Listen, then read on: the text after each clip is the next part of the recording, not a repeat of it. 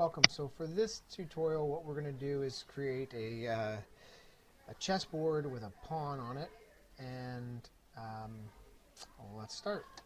So first of all, delete the cube that's on your screen. Using the number pad, let's turn to the top view, which is 7, and make sure instead of being on perspective, we are on ortho. So I'm going to hit number 5 on the number pad, and I can see the 90-degree angle square, so I know I'm in ortho view. So for the first thing, we're going to add one square for our chessboard. So I'm going to click Add, Mesh, and use a plane. And it's going to be default 1 by 1, so that's a nice size. We're going to quickly turn to the side view, which is 3 on the number pad. And by going into Tab, I go into Edit mode, and then I can extrude my tile up just a hair. And using S for scale, that was E for extrude, but S for scale, I'm going to bevel it a bit. That way I have a bit of an edge on the tile, and it'll give me a little bit of a 3D perspective. So with one tile created, I can go into object mode, and I can duplicate this. So if I go Shift D, right away my tile will go into grab mode, and I can place it. These two tiles I want to be the white tiles, so I'm going to select them both by holding Shift and then right clicking, and I'm going to go over to materials, that's the red ball here, and I'm going to say new material, and I'll call it, so change the title to white, and the color is already white, so we'll leave it as is. Looks good, so I'm going to escape, and I'm going to go Shift D.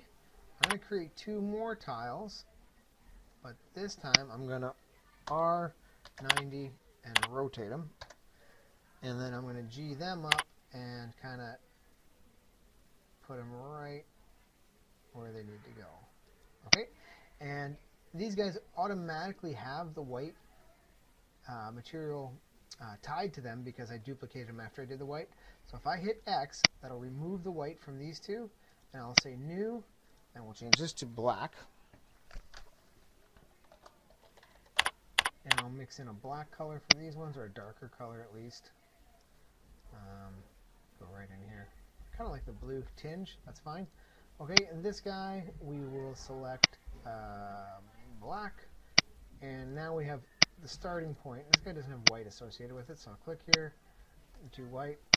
And we have our starting point for our tiles. We know that our board is simply this repeated. So if I use border select, so I click on B, draw a box around these 4, and Shift D, I can continue to make my chessboard. I'm just going to make it 4 by 4 for brevity's sake. And again, you might be a little more precise with your placements to make sure that there's no gaps, but for demonstration purposes, I'm going to go a little bit quicker. Okay, so my board's set up. I'm going to zoom out a bit. I'm ready to start making my pawn. So use your cursor, place it where you want to start your pawn. I think I'll start it right there. And I'm going to click Add, and I'm going to start with a circle. Now there's different ways to do this. I'm going to show you a very simple way, and then I'll show you a slightly more complex. But I'll start with a circle.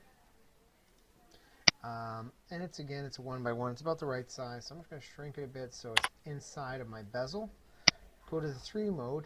You can barely see it because it's just on top of where we left off. And I'm going to go Tab, so I'm in Edit mode. And then I'm going to E for extrude, and I'm going to bring my pawn up. Now, using G, S, E, and extrude, we can make our different shapes of our pawn. So this guy's a little bit off. Make sure the lines are nice and straight. E for extrude again. And this time what I'll do is I'll just scale it out. E for extrude again. Scale it out. E for extrude again. And this is going to be a fairly simplistic pawn, again, just for demonstration purposes. All I'm doing is hitting E, extrude, and then S for scale, and I'm bringing my points in and out to give it a bit of a shape. Like a real pawn would probably have another ring right down here. So I could, whoops, bring that one back out just to give it a bit of definition. Okay, you got the general idea. We'll keep going from here. I'm going to bring him in. Too far. Good. Using shift and middle mouse click, I can pan my screen, and I'm just going to extend this pawn up to about here, and I'm going to add a circle on top. I could use the extrude tool, but it'd be difficult. Instead, what I'm going to do is I'm going to stay in edit mode, so when I add the next object, it actually becomes a part of this model. So if I say add and I say iconosphere, oh, it's way down here. I can move it up, scale it down using S to it's about an appropriate shape, G it right into where it should just about fit. And now when I go tab, I'm in object mode. When I select this object, it all moves as one. Because the ball was created when it was in edit mode, it attaches it. Okay. There's some fancy stuff we could do where we remove the doubles and make this smoothly join into each other. But for our purposes right now, we're going to be okay. One of the simple things we can do, though, to make it look a little bit better is when we're in edit mode, click smooth. Okay. And if I can do a quick F12, my pawn's not looking too bad. It's not the greatest, but it'll do for now. So that is the basics of how to create a pawn. Now, if we were to animate this or do anything neat, we would notice that our pawn has an empty bottom.